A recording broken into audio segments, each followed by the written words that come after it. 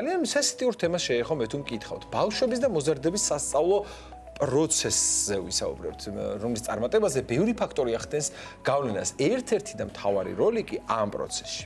ვის უჭირავს? თუ არა მშობლებს, ხო ასეა.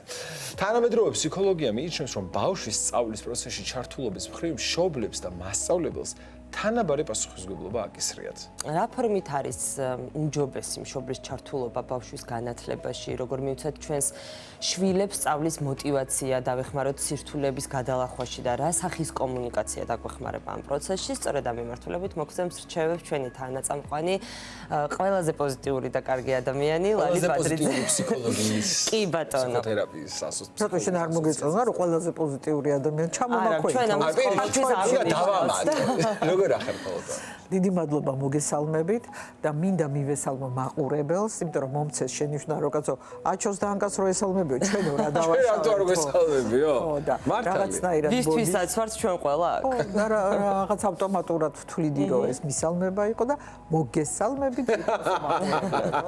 აი ესე როგორც ნამდვილ თანაწამყვანს შეეფერება. და გაზაფხულის პირველი დღე მართლა ეხა აღმოვაჩინეთ რომ თურმე გაზაფხული დაიწყო და თანაც რა მოდის ძალიან ახლოს რაღაცა სიმბოლურია ეხა დავფიქრდი აი ეს ბავშვის და დედის როლი ბავშვისა დედის დღეა ხო რამდენიმე დღეში სამში აღნიშნავთ დედის დღეს და რა როლი აქვს დედას ბავშვის განათლებაში არა მამასაც აქვს როლი აჩო შენ არ გეწინოს ცო მაგრამ ხო და განათლებაზე როცა ვსაუბრობთ ხო სულ სკოლა, ინსტიტუტი, დიპლომები, რა სერტიფიკატები, ისინი, მაგრამ ნამდვილი განათლება სად არის შემოკარგებო? ოჯახში? მართალი ბრძანდებით და ბავშვის ტვინი ყალიბდება 80% ფაქტიურად იქამდე სანამ სკოლაში მიდის. და წეხანან კაიმაზე ვლაპარაკობდით რომ ბავშვო ჩემ შულსო წიგნებს უკითხავო.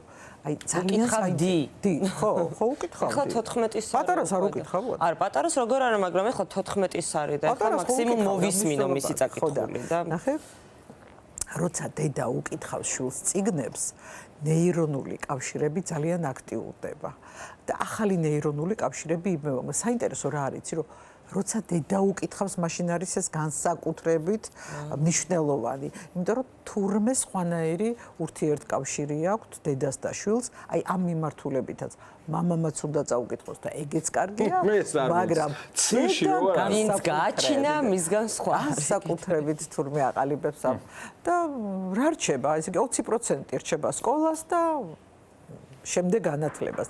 დანარჩენი საფუძველი ბავშვის განათლების თავიდან ბოლომდე ეყრება აი იმ სკოლამდელ პერიოდში.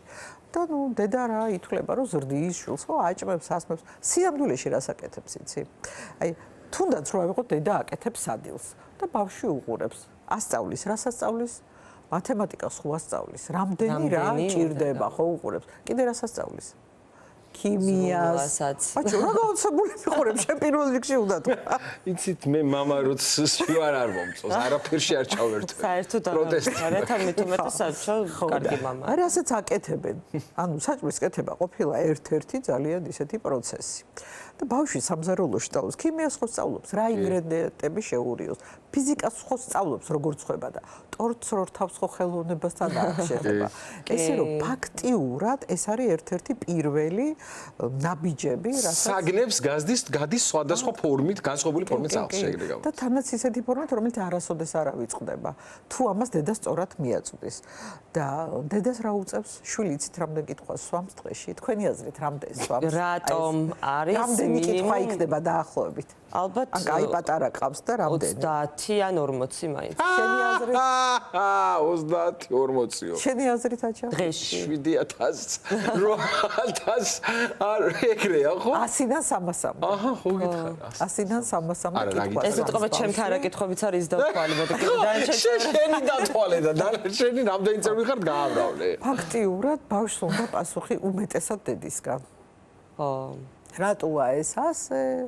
რატომ მოდის თოვლი მაგალითად? ან თუ გაზაფხულია რატომ ციხა? თან ეს რატომ რო არ თავდება? რატომ? იმიტომ რომ რაღაცა და რატომ? იმიტომ რომ ბავშვი მაშინ შეიმეცნებს, ნახე, ბავშვის ტვინი ამასაკშია ელასტიური ძალიან და რამდენჯერ მეც ენას ხო სწავლობს, ყველა საგნის სახელს სწავლობს, უნარები, ფუნქციები, ყველაფერს სწავლობს და აი ამას აქში როგორ ისწავლის და როგორ ჩამოყალიბდება, დედას აქვს აი ამაზე ძალიან დიდი როლი. ერთ-ერთი მთავარი უნარი, რასაც დედა აძლევს ბავშვს, ეს არის ემოციების მართვა და ემოციებთან დამოკიდებულება. ეს ახლა შემოვიდა ეს ემოციური ინტელექტი, ამას იმედრო ვისაუბრე და ბევრად დღესაც არც იცის რა ქვია, ხო? და არც არის აუცილებელი. მთავარია ვიცოდე ჩემი ემოციებს, რა ქვიათ ჩემს ემოციებს და როგორ ვმართო და ამას ვინასწავლის დედა. როტირის, ეხა გაბრაზებული ხარ ჩემო სიხარულო, ან ეს გაგიკვირდა ასე რომ გეწყინა ისე რომ იყო. კარგი мама და მამაც ასწავლე. რა თქმა უნდა. რა თქმა უნდა. მამაც დავიკვიდრო თავი. მამაც განსაკუთრებით ბიჭთან ურთიერთობაში მამის როლი შეუცვლელია. რა თქმა უნდა, თუმცა ასეა, რომ დედის როლი უფრო ფუნდამენტურია. შენაირი კარგი მამები იშვიათია მართალია. დიდი მადლობა. იმიტომ რომ აი რომ ხმისამომღები აღარა ვარ. მართალი რომ გითხრა, იცი რა არის, ამ ბოლო დროს შეიცვალა აი შენს თაობაში. მამების დამოკიდებულება და ეს არის ძალიან კარგი. კი, ჩვენს თაობაში მამის ნუ რატო ჩამოყალიბდა ესე ალბათ ისტორიულად. ნუ მამაკაცი გარეთ იყო შრომობდა და ძირითადად დედას უწევდა შვილებთან ურთიერთობა ყოფნა და ისე ჩამოყალიბდა რომ ამ დედის გავლენა ძალიან გაიზარდა. ხო ეს ანტიკურ ხანაში კაცი სანადიროდ გავიდა და ქალმა ცეცხლი შეინახა, ეგრე მერე ჩამოყალიბდა მე-20 საუკუნემდე ვიდრე აი ამ რეჟიმში დავჭით, მაგრამ მე დღეს მე მგონია რომ შეიცვალა ეს დამოკიდებულება, იმიტომ რომ მაინც განსხვავდება. ყველასთან არა, მაინც განსხვავდება. მაინც ბავშვს დედასთან ესე ვამბობთ ხოლმე ჭიპლარი ფაქტიურად 3 წლამდე გადაჭრილი არა აქვს. სხვანაირი ემოციური კავშირი აქვს და დედის სითბო, დედის უპირობო სიყვარული, ის რომ აი დედის რწმენა იცი რამდენს აკეთებს. მშობლების რა თქმა უნდა, მაგრამ დედის განსაკუთრებით ნებისმიერ წარმატებულ ადამიანს რო კითხოთ, ხო? რა არის ამის უკან, ვინ დგას ამის უკან, თითქმის ყველას პასუხი არის დედა. აი ძალიან საინტერესოა, სხვათა შორის მამებიც და აინშტაინის მაგალითი გამახსენდა ეხა შენ მამებზე რო თქვი. აინშტაინი თურმე რო სწავლობდა სკოლაში, ხო? კარგად სწავლობდა, მაგრამ ძალიან ისეთი ყოფილა, რა სულ პროტესტი მასწავლებლებთან ამბავი და ოჯახს მამა ყოლია ინჟინერი და მოუწია ოჯახს გადასვლა იტალიაში. ეს 15 წლის ბავშვი დატოვეს, რომ ესწავლა და გაეგრძელებდა და დაანება სწავლას თავი. ნუ გადაიერია ყველა, დედა გასად მამამ უთხრა, ვიცი რა, დაანება და დაანებოსო რა. მოდიო და სხვანაირად დაუდგები გვერდშიო. მიყავდა მის მეგობარი ინჟინერებთან, ტექნიკური ის ქონია რაღაც მაღაზია ამ მოწყობილობების და რაღაცების და აძლევდა საშუალებას, რომ ამასთან ქონოდა ურთიერთობა და 5 წლის ვიყავიო, შემდეგ ეს იხსენებდა, როცა მამამ კომპასი მაჩუქაო და მაშინ დავინტერესდი ამ ელექტრომაგნიტური ველებით და ამბებით და აღმოჩნდა, რომ ეს ალტერნატიული გზა იყო მისთვის ყველაზე მისაღები და მივიღეთ ის, რაც მივიღეთ. ანუ ბავშვებს ზოგჯერ არ ჭირდება ესეთი ტრადიციულად, რომ უნდა სკოლაში ესე გააკეთოს და ისწავლოს. შეიძლება თურმე რომ სხვა მხრიდაც ისწავლოს. და რატოა ეხა დაგ მისმა მამამ ჰერმან აინშტაინმა მოახდინა ყველაზე დიდი გავლენა მასზე. თუმცა ბუნებრივადაც მის ეს ტვინს ნახევარსფეროები ბევრი ხალხოსი იყო ვიდრე სხვა ადამიანები. ამას სულ ამბობ ხოლმე, რომ გენიო სადაც იყო დაბადებული. ყველა გენიოსი იბადება. ბავშვები 1 წლამდე პრაქტიკულად თითქმის ყველა გენიოსია. უბრალოდ მართლა მე თანდათან კლებულობს 6 წლამდე 12% რჩება, 18 წლამდე რაღაცა 1% და თანდათან იკლებს. ეხლა რატო? იმ ბავშვს ეს თავისი საოცარი ნიჭი აქვს რომელიღაცა ერთ მიმართულებაში და ჩვენ გონია რომ მარტო უნდა ისწავლოს. შეიძლება რაღაც პური უნდა აცხოს. არ ვიცი, შეიძლება უნდა კეროს. შეიძლება უნდა რა ვიცეკოს, კი ან იმღეროს, არ ვიცით. მაგრამ ამ დროს ჩვენ გვეშინია, რომ ცეკვისას ან სპორტისას რაღაცას თუ დაიზიანებს და ამას ვერ მიყოფს ხელს და ვერ გააგრძელებს, მერე ეს ცალსახად რთული იქნება და ამასთან ერთად არ იქნება ის განათლება ზოგადი და მნიშვნელოვანი, რაც შეუწყობს მის უზრუნველ ცხოვრებას ხელს. ეს არის ხოლმე მე მგონია რომ ერთი კითხვა მინდა დავსვა, რაც არის ხოლმე ძალიან მნიშვნელოვანი ყოველთვის. სულ ამბობენ ფსიქოლოგები, რომ მშობლის მაგალითი არის შვილისთვის მისაბაძი, რასაც რა თქმა უნდა ეთანხმები და თუ მშობელი კითხულობს, ამ შემთხვევაში ავტომატურად შვილიც კითხულობს. ავტომატურად ესე არ არის. მაგრამ აი იმ დღეს ჩიოდა ზუსტად ერთი ჩემი მეგობარი, მეც ჩემი ქმარიც აი ყოველთვის სულ ტუმბოზე წიგნი გვაქვს, სულ წიგნს ვკითხულობ მთელი ცხოვრება და მაგალითს ვაძლევთ, ამაზე ვესაუბრებთ, ვერაფრით ვერ დავაინტერესებთ ბავშვიო, ნუ კომპიუტერების ეპოქა არის და გვეუბნება რომ მე აქედან ვიღებ იმ განათლებას, რაც მჭირდება. სწორსაც ეუბნებით. ხო, გეთანხმები, იმიტომ რომ შეიცვალა და აი ეს ლიტერატურის არ მოეწონა. ლიტერატურის მაგრამ ნუ ფაქტია. კაცი რომელსაც კომპიუტერი ძირად გეთანხმები, ლიტერატურა ძალიან მნიშვნელოვანია და ძალიან გვინდა რომ ჩვენი შვილები კითხულობდნენ, მაგრამ აი ეს მოდი იქიდან დავიწყებ შენ რო თქვენ მშობელი რო კითხულობს. მშობელი რო კითხულობს ერთიც და მეორეც, ერთმანეთს როცა უზიარებენ, როცა საუბრობენ, როცა ბავშვს ელაპარაკები ამ თემებზე. მე მქონდა ესეთი ჩემ შულთან სულ მქონდა ეს ლაპარაკი, გაზიარება, ისმენდა ბევრ ამას და მეგონა რომ ტყუილია, ვერაფერიც ვერ გაიგო და გავიდა წლები და ჩვენი ერთ დღეს რაღაც საუბრობთ და უცებ ისე ჩაერთო ლაპარაკში, რომ აღმოვაჩინე, რომ თურმე წყალში გადაყრილი არაფერი არ არის და ყველაფერიც გაიგო და იმდენი რამე იცის, რომ გაოცებული დავრჩი. ეხლა კომპიუტერი აძლევს ძალიან გინდა არ გინდა, ძალიან დიდ განათლებას აძლევს. აი ხა რა გამახსენდა თქვენ ისმენდით. ერთი წუთი არ დამთავრებია, იმაზე ვლაპარაკობ, წიგნების კითხვაზე ვსაუბრობდით. ის რომ ბავშვი ახლა წიგნებს არ კითხულობს, არ არის სასიამოვნო, მაგრამ ტრაგედია არ არის. იმიტომ რომ ამ ყველაფერს ფილმებიდან იღებს და ისეთი დაჩქარებულია ახლა საუკუნე, რომ სამწუხაროდ. მე მაგალითად იმ დღეს მივხვდი მაგას, რომ ოკეანეებზე წყლებზე, ზღვებზე, ოკეანეებზე იმდენს ვერასოდეს ვერ წავიკითხავდი, რამდენსაც მაგალითად რამდენიც ერთი სეზონი National Geographic-ის ყურებით გავიგე. ამიტომ განათლების მიღება ძალიან ისეთ ცოტა სუბიექტურია. მათ შორის ახლა მე გამახსენდა ესეთი ფილმი არის მილიონერი სანაგვიდან, ესე ქვია, Indowell Beach-ზე რომ არის, ხო? მთელი ფილმი რაზე აგებული, რომ ეს ბავშვია მიტოვებული, ფაქტობრივად ქუჩაში გაზრდილი, გაუნათლებელი, როგორ ხდება მილიონერი, ეს ვის უნდა გახდეს? Who wants to be a millionaire? ხო, 20 მასში რო თამაში ხო? 20.000 ხო, ეს ჩემი თაობა როგორ ეწყობა. ვის უნდა გახდეს მილიონერი? ხო, მან ხო მთელი ფილმი ხო ჩვენთან მილიონერი არ ხდება. ხო, მაგაზია მთელი ფილმი აგებული, რომ ის თავის ყველა კითხვას თავის ცხოვრებისეული გამოცდილებით ცემს პასუხს და არა დაუშვათ რაღაცა მისი აკადემიური განათლება. ანუ განათლება აკადემიური ხასიათი აღარ იგულისხმება განათლების ქვეშ დღეს ასეა, ხო? არა, არის აკადემიური განათლება. არა, ცხადია, ანუ ერთ მნიშვნელოვნად თუ საუბრობთ ადამიანი განათლებულია და ინტელექტუალია, დღეს აღარ გულისხმობთ რომ მაინც მის აკადემიურ წოდნას. შეიძლება საერთოდაც სკოლაშიც არულია. მე ვიცნობ ადამიანებს, რომლებსაც უმაღლესიც არ აქვს დამთავრებული. აგერ ძულფას აინშტაინი გამოვაგდეს უნივერსიტეტში. ცნობა აქვს, ისეთი განათლება აქვს, რომ ძალიან მაღალი. დღეს განათლების მიღება დამოუკიდებლად შესაძლებელია აბსოლუტურად და მეცაც გეტყვით პროგრამირებაში, მაგალითად Amazon-ზე დიპლომიან ადამიანებს ნაკლებად იღებენ. ურჩევნიათ, რომ ადამიანი სუფთა გონებით მივიდეს და იქ რასაც ასწავლიან აითვისოს, ვიდრე ის რომ რაღაცა ჩარჩოებში იყოს. ანუ კრეატივი უფრო მეტი აქვს, როცა რაღაცა ჩარჩოებში არ ზის. და სულ არ ჭირდება ხა ამას დიპლომი და არც არავინ არ თხოვს, ხო? ძალიან ბევრი სფეროა, სადაც აი ჩემ თაობაში განსაკუთრებით დიპლომი რა იყო? ფაქტიურად დიპლომი იყო, ან სწავლობდი, ან არ სწავლობდი. ფარატინა ქაღალდი. ხო, ფარატინა ქაღალდი. ეხლაც ხშირად აქვს. იმიტომ რომ როგორ შეიძლება რომ აი საქართველოში ყოველ წელს 30,000 იურისტი ამთავრებს თუ არ ვწდები, და ხე შენ წარმოიდგინე რამდენია. არ გვჭირდება ხო ამდენი. მე გამახსენდა დღეს აჩვენს ერჩისლა. ეს პროგრამაში ვარ. სხვათა შორის ხო მე იურიდიულზე სასულიერო სემინარიდან დაჭირებოდა ჩემო აჩვა. სასულიერო სემინარის მერე ჩაობარა ესე გამიხდი აჩო ხო? შენი საქმე ხო იპოვე და აღმოჩნდა რა. უცებ გამახსენდა. ვაი. ხო აღმოჩნდა რომ შენ ამის კეთება უფრო მოგწონს ხო? თუნდაც წიგნების წერა დაიწყე. სამი წიგნი გამოეცი ესეთი საინტერესო, რომელიც მართლა ბევრად მეცარგებელს მოიტანს, ვიდრე თქვა შენი ვიღაცის დაცვა სასამართლო პროცესზე. იმიტომ იმდენი იურისტია, რამდენიც გინდა და აი ამის მცოდნე ბევრი არ აყვავს, ხო?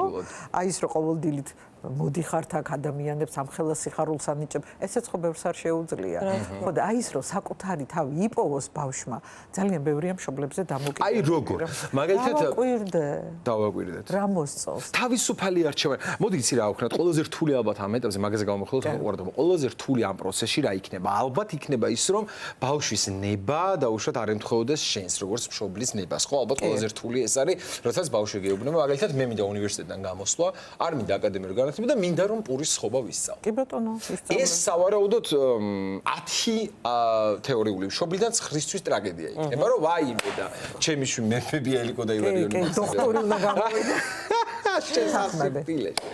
აი რა ვუთხრათ მშობლებს, ვისაც შვილი, რა თქმა უნდა, თეორიულ მაგალითს წარმოვიდგინოთ, ეუბნება რომ მე პურის სხობა რომელიც ხო არც ადვილია, კარგი პურის გამოცდილება. ძალიან რთულია. საფუარზე დიდი ფორებით არ არის ეგეთი ადვილი ამბავი.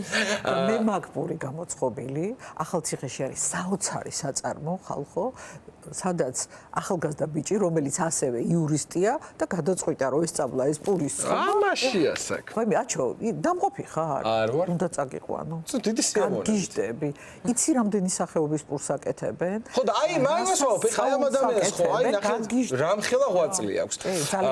აი ესეთი ადამიანი, რომელიც ანკას ეუბნება, მაგალითად მისი ტუსია რომ გაიზრდება, რომ უნდა და მე აღარ მინდა უნივერსიტეტში, მე რომ მე 4 კურსზე ვარ, მე ვამბობ უარს დიპლომზე და უნდა ვაცხო ბაგეტი. რა უთხრათ ანკას რომ ანკას გული არ წაუვიდეს. გრიმიორობა. აი რა ვქნათ ანკას რომ მიკრო ან მაკრო იმპაქტი არ მიიღოს. არა, მე არ მგონი, არა მე. ანკას გული არ წაუვა უკვე.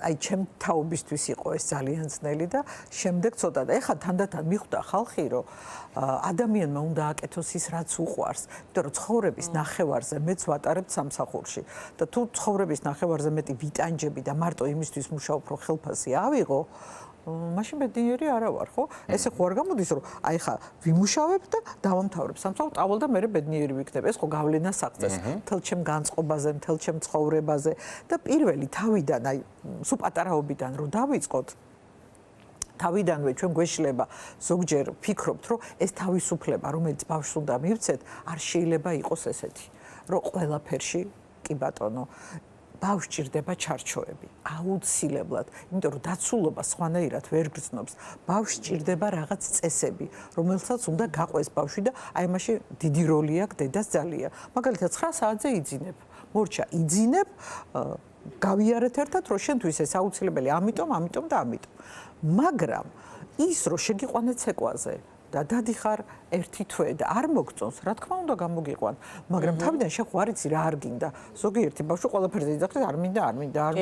ხო და ამიტომ იცი რა გვიწევს რომ ცოტა ჩვენი ნებით მივიყვანოთ, ცოტა ძალა დავატანოთ, რომ შეიძლება ხატვაც არ უნდა და მიიყვანე და უცებ აღმოჩნდა რომ ისეთი მაგარი ყოფილა ხატვა რომ მისია მაგრამ არ იცოდა მან ხო არ იცის ეს მიმართულებები და ამიტომ მე მივცე მიმართულება მე ვიყვანო ჩოგბურთზე ფიგურულ სრიალზე ხატვაზე მათემატიკაზე რომელიც არ მოეწონება გამოვა და უკვე დაინახავ რომ რა მიმართულებით მიდის ნახე სკოლაშიც არის ძალიან მნიშვნელოვანი რომ აი ყველა საგანი ერთნაირად 10-ზე ისწავლოს არა როცა აძლევ იმის საშუალებაზე რა მოსწონს თქვა 4 საგანს დაახლოებით 3-4 საგანს სწავლობს განსაკუთრებით კარგად. იგებ უკვე რომ ანუ მისი ინტერესი ყოფილა ეს და შენ რასაკეთებ იცი მიყვები გვერდით.